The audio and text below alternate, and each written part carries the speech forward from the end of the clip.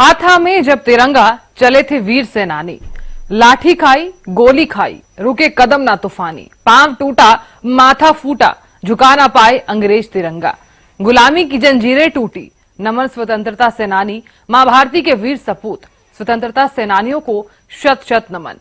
आप सभी को आजादी दिवस की हार्दिक शुभकामनाएं। नमस्कार, स्वागत है आपका आजादी की कहानियों में। मैं हूं आपके साथ साधना बत्रा।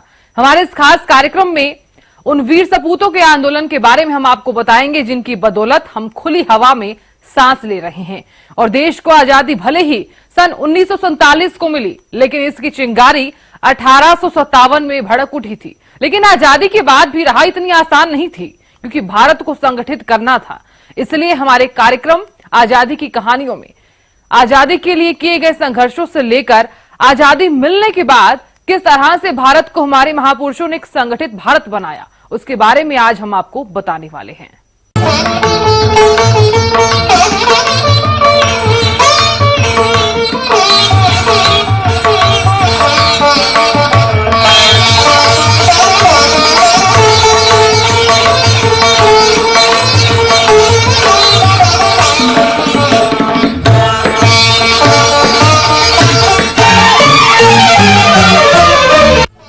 अगस्त 1947 जश्न की ये तस्वीरें जब भारतीयों ने आजाद भारत में सांस ली। हाथों में तिरंगा लिए लोग सड़कों पर जश्न मना रहे थे। आंखों में उम्मीदें लिए एक बेहतर भविष्य की, एक बेहतर कल के लिए और सबसे ज्यादा खुद की आजादी के लिए।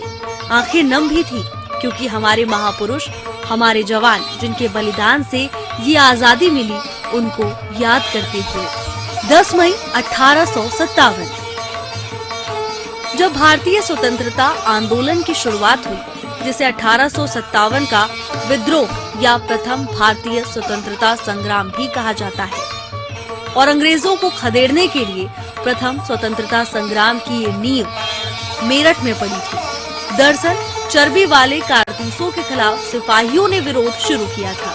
इस कारतूस के इस्तेमाल का सबसे पहले विरोध मंगल पांडे ने किया। 29 मार्च को कलकत्ता के पास बैरकपुर परेड ग्राउंड में पांडे ने विद्रोह के स्वर में कारतूस का इस्तेमाल करने से साफ इनकार कर दिया और इस विद्रोह के कारण उन्हें 8 अप्रैल 1857 को फांसी की सजा दे दी गई और उसके अगले दिन 9 मई को परेड ग्राउंड पर मेरठ की तीनों रेजिमेंट के सामने कारतूस लेने से इनकार करने वाले सैनिकों का कोर्ट मार्शल कर जेल में बंद कर दिया। उसके बाद 10 मई को ही मेरठ की छावनी में 85 जवानों ने मिलकर अंग्रेजों के खिलाफ आंदोलन शुरू किया था और इसे क्रांति का पहला कदम और आजादी के लिए फूटी पहली चिंगारी माना जाता है।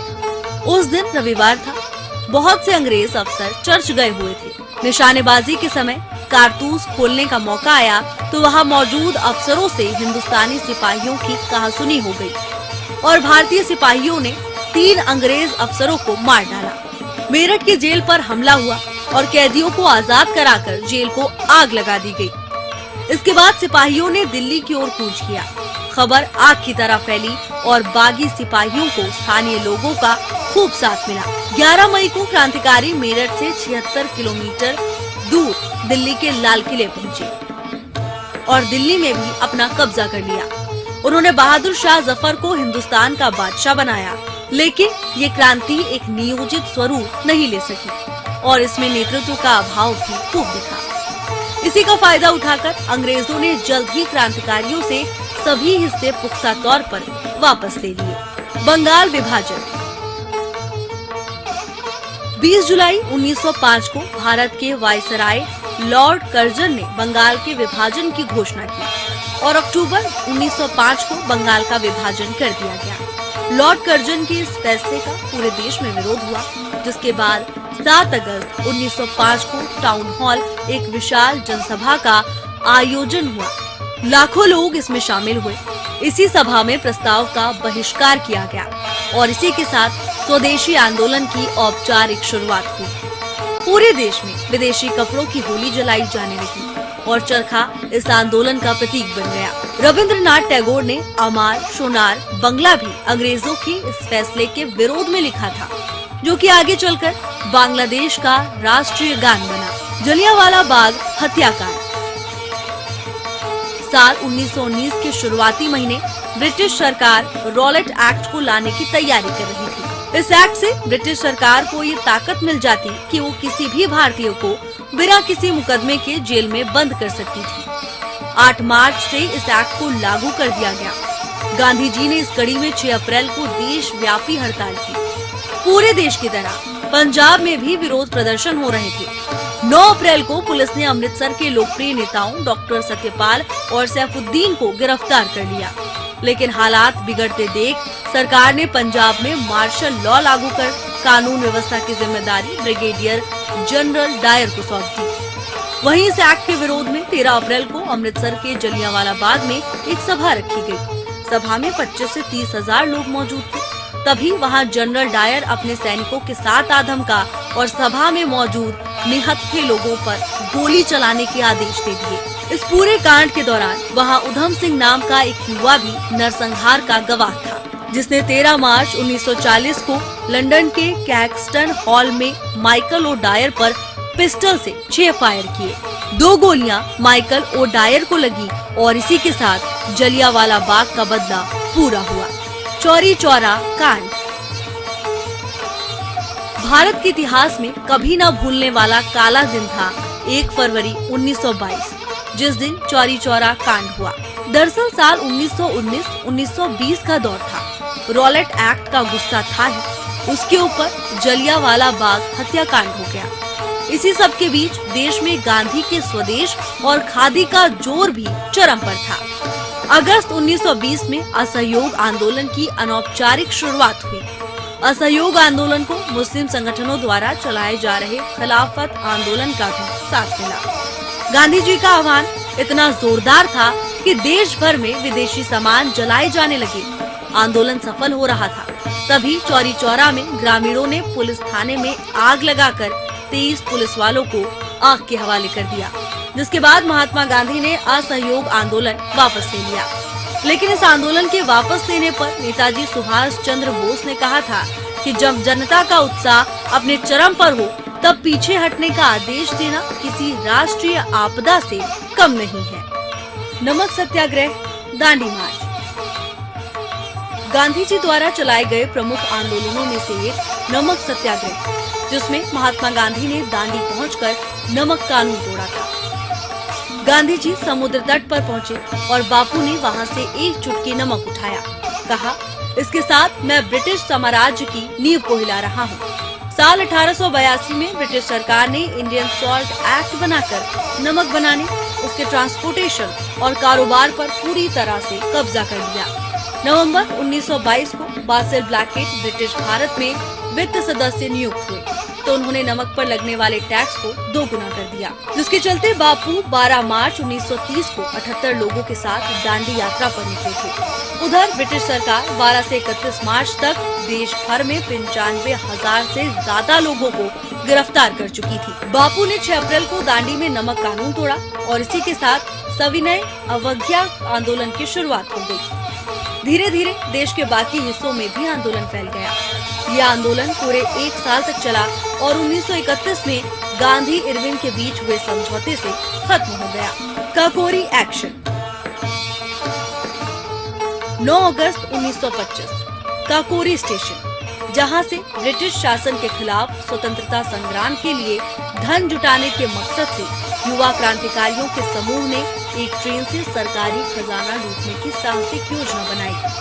क्रांतिकारी संगठन हिंदुस्तान रिपब्लिकन एसोसिएशन के क्रांतिकारी सदस्य राम प्रसाद बिस्मिल, राजेंद्र लाहिड़ी, रोशन सिंह, सचिंद्र बख्शी, अशफाक उल्ला खां, मुकुंदी लाल, मनमथनाथ गुप्ता, मुरारी शर्मा, बनवारी लाल और चंद्रशेखर आजाद ने इस लूट को अंजाम दिया था। इस घटना से बौखला ब्रिटिश हुकूमत ने बड़े पैमाने पर क्रांतिकारियों पर मुकदमे दर्ज किए और अनगिनत गिरफ्तारियां की। इस लूटकांड को अंजाम देने के लिए राम प्रसाद बिस्मिल, अशफाक उल्ला खां, राजेंद्र लाहिड़ी और ठाकुर रोशन सिंह को फांसी की सजा दे दी। महानायक अशफाक उल्ला को फांसी दी जा रही थी तो उससे पहले उनसे आखिरी आरजू पूछी गई, जिस पर उन्होंने ये चंद लाइनें कही। कुछ आरजू नहीं है, आरजू तो ये है, रख दे कोई खाके वतन कफन में। इन आंदोलनों के अलावा सविनय अवज्ञा आंदोलन, भारत छोड़ो आंदोलन 1942 में, जिसमें महात्मा गांधी ने करो या मरो का नारा दिया।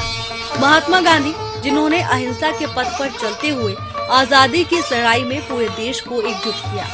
शहीद आजम भगत, राजगुरु, सुखदेव, जिनके बलिदान के आगे हर कोई नतमस्तक है। इसके अलावा नेताजी सुभाष चंद्र बोस, जिन्होंने देश की आजादी में महत्वपूर्ण योगदान दिया। ऐसी फौज की स्थापना की जो इतिहास के पन्नों में अमर हो गई। 1 अक्टूबर 1943 ये वही तारीख है जब सुभाष चंद्र बोस ने भारत की आजादी से पहले सिंगापुर में अस्थायी सरकार की स्थापना की थी। इसे आजाद हिंद सरकार के नाम से जाना जाता है। नेताजी खुद इस सरकार के प्रमुख थे।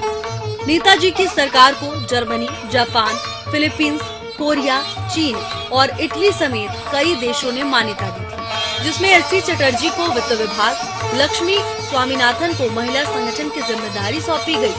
साथ ही इस सरकार का अपना बैंक, करेंसी और डाक टिकट भी बनाया गया। कई देशों से आजाद हिंद सरकार को मान्यता मिलने के बाद जापान ने अंडमान व निकोबार द्वीप उन्हें दे दिए। 30 दिसंबर 1943 को इन द्वीपों पर स्वतंत्र भारत का ध्वज भी फहराया गया। इसी दौरान नेताजी ने सिंगापुर और रंगून में आजाद हिंद फौज का मुख्यालय स्थापित किया। 21 मार्च 1944 को दिल्ली चलो के नारे के साथ आजाद हिंद फौज ने भारत की धरती पर दस्तक दी। हालांकि हिरोशिमा और नागासाकी पर परमाणु हमलों के बाद जापान की हालत काफी खराब हुई। बाद में जापानी सेना ने आत्मसमर्पण कर दिया। यहीं से आजाद हिंद फौज कमजोर होने लगी। इसी बीच आजाद हिंद फौज के सैनिक और अधिकारियों को ब्रिटिश हुकूमत ने 1945 में गिरफ्तार कर लिया। आजाद हिंद फौज के गिरफ्तार सैनिकों और अधिकारियों पर दिल्ली के लाल किले में मुकदमा चलाया गया। कर्नल सहगल, कर्नल ढिल्लो और मेजर शाहबाज खान पर राजद्रोह का आरोप लग गया। बाद में तीनों को फांसी की सजा सुना दी गई। 15 अगस्त 1947 आखिरकार वो दिन आया जब देश ने गुलामी की बेड़ियों को तोड़कर आजादी के पंख लगाए। देश खुली हवा में सांस लेने के लिए पूरी तरह से तैयार था। इतने लंबे संघर्ष के बाद भारत को ब्रिटिश शासन से आजादी तो मिल गई थी, लेकिन वो आजादी शत विशत ही रही। दरअसल अंग्रेजों ने देश को आजाद करते समय 2 हिस्सों में तो बांट दिया था, लेकिन इसी के साथ ही 565 रियासतों को बीच मझधार में छोड़ दिया था। अंग्रेजी हुकूमत ने इंडियन इंडिपेंडेंस एक्ट यानी कि 1947 लागू कर दिया था। इसके तहत लैप्स ऑफ पैरामाउंसी ऑप्शन दिया गया था। इससे राजा अपनी रियासत को भारत या पाकिस्तान से जोड़ सकते थे या फिर अपना स्वतंत्र राष्ट्र बना सकते थे। और इसी के चलते खासकर 3 रजवाड़े जूनागढ़, कश्मीर, हैदराबाद एक बड़ी समस्या सामने खड़ी थी, लेकिन लौह पुरुष सरदार वल्लभ भाई पटेल के नेतृत्व में बखूबी किया। भारत की आजादी के साथ ही नए भारत का ताना बाना बुना जा रहा था। पंडित नेहरू के नेतृत्व वाली सरकार भारत को दुनिया के सामने एक मजबूत मुल्क बनाने के लिए आगे बढ़ाना चाहती थी, लेकिन बहुत से नवाब, राजा, रजवाड़े आजाद रहना चाहते थे। भोपाल, हैदराबाद, जूनागढ़, जम्मू कश्मीर सहित कुछ रियासतों ने भारत में शामिल होने से इनकार कर दिया और फिर 6 मई को सरदार वल्लभ भाई पटेल ने रियासतों, रजवाड़ों के विलय का मुश्किल काम शुरू किया। उन्होंने तब के वरिष्ठ नौकरशाह वी.के. मेनन को गृह विभाग का मुख्य सचिव बनाकर नवाबों, राजाओं से बातचीत शुरू की। सरदार पटेल ने रियासतों के वंशजों के सामने प्रिवी पर्सेज के माध्यम से उन्हें आर्थिक मदद देने का प्रस्ताव रखा। त्रावणकोर पहली रियासत थी जिसने भारत को आधिकारिक आजादी मिलने से पहले ही घोषणा कर दी थी कि जैसे ही ब्रिटेन भारत की सत्ता छोड़ेगा, त्रावणकोर एक स्वतंत्र देश बन जाएगा। त्रावणकोर के राजा चिथिरा थिरुनल बलराम वर्मा ने खुद त्रावणकोर की स्वतंत्रता की घोषणा की थी। भारत सरकार को उम्मीद थी कि वो भारत के साथ आकर खड़े होंगे, लेकिन उन्होंने पाकिस्तान के साथ जाने का मन बना लिया था, क्योंकि जून 1947 में जब भारत के आखिरी वायसराय लुईस माउंटबेटन ने भारत की आजादी का मसौदा तैयार किया, तो उसमें रियासतों के लिए भी एक कानून था। इनका नाम था लैप्स ऑफ पैरामाउंसी। इसके तहत रियासतों के पास 3 विकल्प थे। पहला, वो भारत के साथ जाए, दूसरा पाकिस्तान के साथ रहे और तीसरा कि वो स्वतंत्र रहे। और त्रावणकोर के दीवान सीपी को तीसरा पसंद आया और उन्होंने इसके लिए अपने राजा को मना लिया। जैसे ही पंडित नेहरू और सरदार पटेल को पता चला कि सीपी पाकिस्तान के कनेक्शन में है, उन्होंने नकेल कसनी शुरू कर दी। लेकिन दूसरी तरफ अंग्रेजों की नजर त्रावणकोर में मौजूद कीमती मोनोजाइट के भंडार पर थी। वो भी उसे अपना बनाना चाहते थे, लेकिन त्रावणकोर की जनता सीपी के मंसूबे समझ गई थी। जनता का आक्रोश सीपी के खिलाफ उस वक्त बढ़ गया जब पुन्नपरा वायलार विद्रोह में उसके इशारे पर कई आम लोग मारे गए थे। और आखिरकार 8 जुलाई 1947 को दीवान सीपी ने अपने राजा को एक पत्र लिखकर भारत में जुड़ने की इच्छा जाहिर की और 30 जुलाई 1947 को ये रियासत भारत का आधिकारिक हिस्सा बन गई। आपको ये भी बता दें कि इस रियासत के रुतबे का अंदाज इसी से लगाया जा सकता है कि 19वीं शताब्दी में इसके राजा को स्थानीय रूप 21 तोपों की और राज्य से बाहर 19 तोपों की सलामी दी जाती थी। आज भी इस रियासत का जिक्र होता है तो लोग इसकी अमीरी बात करते हैं। हैदराबाद के निजाम नवाब मीर उस्मान अली ने भी 12 जून को घोषणा कर दी थी कि अंग्रेजी हुकूमत खत्म होने के बाद हैदराबाद रियासत पूरी तरह स्वाधीन हो जाएगी। लेकिन तब के तत्कालीन गवर्नर जनरल लॉर्ड माउंटबेटन के कहने पर भारत सरकार और निजाम के बीच नवंबर 1947 में एक स्टैंड स्टिल एग्रीमेंट हुआ। इस एग्रीमेंट में तय किया गया कि 15 अगस्त 1947 के पहले तक हैदराबाद से जो पारस्परिक संबंध की व्यवस्था थी वो बनी रहेगी, जिसके लिए भारत की तरफ से हैदराबाद में के.एम. मुंशी और निजाम ने नवंबर में लायक अली को नया प्रधानमंत्री नियुक्त किया था। हालांकि उस दौरान निजाम ने इस संधि का उल्लंघन करते हुए पाकिस्तान को करोड़ों रुपए का ऋण दे दिया। इसके साथ ही विदेशों से हथियार खरीदने की कोशिश भी करने लगे। अब हैदराबाद भारत की एकता और अखंडता के लिए खतरा बनते जा रहा था। इस समय भारत को समझ में आने लगा था कि किसी भी हालत में हैदराबाद का भारत में विलय होना जरूरी हो गया है। सरदार पटेल ने संविधान सभा में कहा, हैदराबाद को भारत में मिलाने के लिए कार्रवाई करनी जरूरी हो गई है। सरदार पटेल ने हैदराबाद को भारत के पेट में कैंसर कहा था और राज्य में शांति व्यवस्था और सुरक्षा बनाए रखने के लिए पुलिस कार्रवाई करने की बात कही, जिसके बाद ऑपरेशन पोलो चलाया गया। 3 दिनों के भीतर ही भारतीय सेना ने हैदराबाद पर कब्जा कर लिया, जिसके बाद 17 सितंबर 1948 को निजाम ने हैदराबाद के भारत में विलय की घोषणा की। भोपाल आजादी मिलने के 2 साल बाद 1 जून 1949 को भोपाल में तिरंगा झंडा फहराया गया था। इसकी वजह ये है कि भोपाल नवाब हमीदुल्लाह खां इसे स्वतंत्र रियासत के रूप में रखना चाहते थे। भोपाल रियासत के भारत संघ में विलय के लिए चल रहे विलीनीकरण आंदोलन की शुरुआत सीहोर के इछावर से हुई। इस आंदोलन की गतिविधियों का दूसरा बड़ा केंद्र रायसेन बना। विलीनीकरण की पहली आम सभा इछावर के पुरानी तहसील स्थित चौक मैदान में हुई थी। इस आंदोलन को जन जन तक पहुंचाने के लिए किसान नामक समाचार पत्र भी निकाला था। 14 जनवरी 1949 को रायसेन जिले के उदयपुरा तहसील के ग्राम बोरास के नर्मदा तट पर विलीनीकरण आंदोलन को लेकर विशाल सभा हुई थी। इस आंदोलन का संचालन करने वाले सभी बड़े नेताओं को पहले ही बंदी बना लिया गया था। तिरंगा हाथ में लेकर बढ़ रहे युवाओं पर पुलिस ने गोलियां चलाई। बोरास गोलीकांड की सूचना सरदार वल्लभ भाई पटेल को मिलते ही उन्होंने बीपी मेनन को भोपाल भेजा था। भोपाल रियासत का 1 जून 1949 को भारत गणराज्य में विलय हो गया।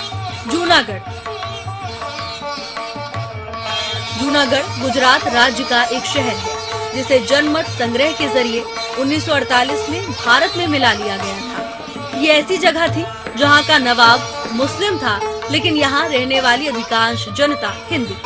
इस रियासत का नवाब पाकिस्तान में विलय का मन तो बना रहे थे, लेकिन उनके राज्य की बहुसंख्यक हिंदू जनता भारत में विलय के पक्ष में थी। जब जूनागढ़ के नवाब की सारी चालें उल्टी पड़ने लगी, तो वो खुद पाकिस्तान भाग गए। जूनागढ़ के नवाब थे महाबत खान। हालांकि शुरुआत में पटेल को लगा कि पाकिस्तान जूनागढ़ का विलय नहीं करेगा, लेकिन पटेल गलत साबित हुए।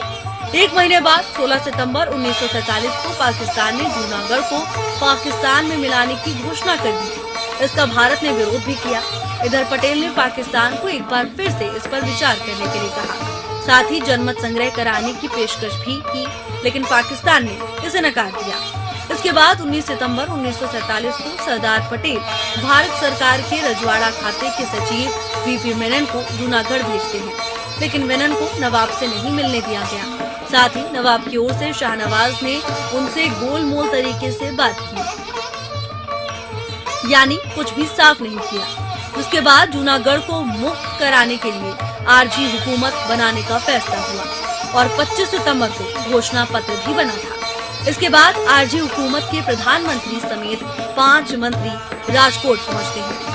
आरजी हुकूमत 30 सितंबर से 8 नवंबर 1947 तक यानी सिर्फ 40 दिनों में 160 गांवों पर कब्जा कर लेती है। इसके बाद जूनागढ़ के नवाब को अपना फैसला बदलने के लिए मजबूर करने के लिए आरजी हुकूमत ने काठियावाड़ के आसपास के क्षेत्रों में स्वयंसेवी बलों के सहारे नाकाबंदी कर दी। रियासत पर मंडराए संकट और विद्रोह से नवाब महाबत खान डर गए। इसके बाद वो रियासत का शासन दीवान शाहनवाज भुट्टो को सौंपकर अपने परिवार के साथ पाकिस्तान के कराची भाग गए। जूनागढ़ रियासत के दीवान शाहनवाज को लगातार आरजी हुकूमत से चुनौती मिल रही थी। इसे रोक पाने में वो नाकाम साबित हो रहे थे। दूसरी तरफ 2 नवंबर 1947 तक आरजी हुकूमत नवागढ़ पर भी कब्जा कर लेती है। 7 नवंबर को शाहनवाज अपने मंत्रिमंडल के वरिष्ठ सहयोगी हार्वे जोन्स को आरजी हुकूमत से मिलने के लिए राजकोट भेजते हैं। हार्वे जूनागढ़ का नियंत्रण लेने की अपील करते हैं। हालांकि 8 नवंबर को शाहनवाज पलट जाते हैं और कहते हैं कि आरजी हुकूमत नहीं बल्कि भारत सरकार जूनागढ़ का कब्जा लेगी। इसी दिन पाकिस्तान भाग जाते हैं। इसी आधार पर 9 नवंबर 1947 को भारत ने जूनागढ़ को नियंत्रण में लिया। सरदार पटेल की नाराजगी के बावजूद जूनागढ़ में 20 फरवरी 1948 को जनमत संग्रह कराया गया। 2,01,457 रजिस्टर्ड वोटर्स में से 1,90,870 लोगों ने वोट दिया। इसमें पाकिस्तान के लिए सिर्फ 91 मत मिले थे। तो ये वो संघर्ष था जो न केवल आजादी के लिए किया गया, बल्कि आजादी के बाद भी भारत को संगठित भारत बनाने के लिए कड़ी मशक्कत करनी पड़ी, क्योंकि इसी आजादी की खातिर जान देश के लिए हीरों ने दी है। यूं ही नहीं मिली है ये आजादी, इसको लेकर दान चुकाए हैं तमाम वीरों ने। आप सभी को एक बार फिर से आजादी दिवस की हार्दिक शुभकामनाएं। जय हिंद, नमस्कार।